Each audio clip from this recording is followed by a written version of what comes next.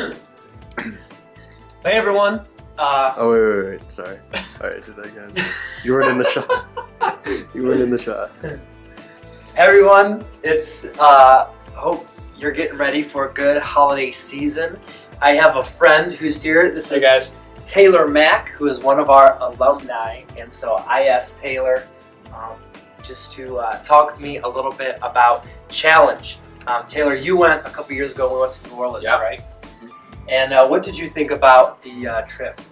I remember like before I was going, I was like, okay, this is like a youth conference, not sure how this is gonna go. So I'd never been on one before, but my mom was going and a couple of my friends were going, so I was pretty excited about the opportunity. Eventually, once I started to get closer, but the event itself was definitely life-changing and very awesome. From the speakers to the worship to just the time with guys and girls in my own grade, but also being able to spend time with younger kids as well. Definitely a really cool experience. Sure. So when we go on different trips, there are different aspects to the trip, and with this conference, one of the things that's really cool about it is it's very missional. And so when we were in New Orleans, we did some things that were missional. Do you remember what we did? A couple of those things? We went to the park, right? Mm-hmm. And we kind of just hung out with people, picked up trash too, but also I know we played sports a little bit with some people and just kind of talked to them. Yeah, it was really cool. We were out in the community doing some things. There was actually opportunities to hang out with some local families. Yeah. And, we're in New Orleans. Lady, made us a lunch or something. Didn't CJ get to eat something? Yeah, we were having crawfish. Yeah. We were having a New Orleans 4th of July. It was a lot of fun.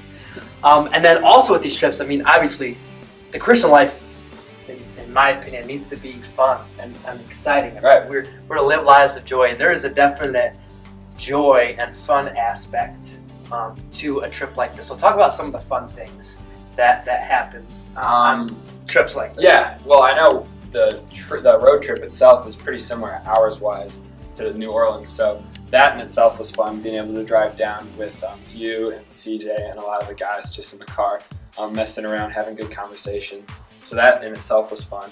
And just being able to have a week that was dedicated to not only serving others, but also your growth as well in Christ was fun. I thought it was fun, at least. And I distinctly remember Taylor and some of his friends dancing to One Direction as we rode along the highway. I think you're right. When we passed the girls' car, we'd always do something kind of... Of course, I had to drive the girls' car. I didn't have to. So we switched on and off, too. Yeah, a little bit. I got to drive the girls' car, which is funny. But it was very interesting to see these boys dancing. I think they were pretty good, so... It was good. Cool. Well, so... obviously with trips like this, there's a lot of reservations.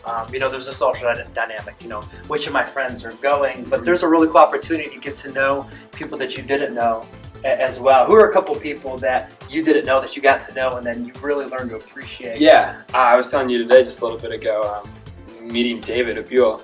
David, shout out to you.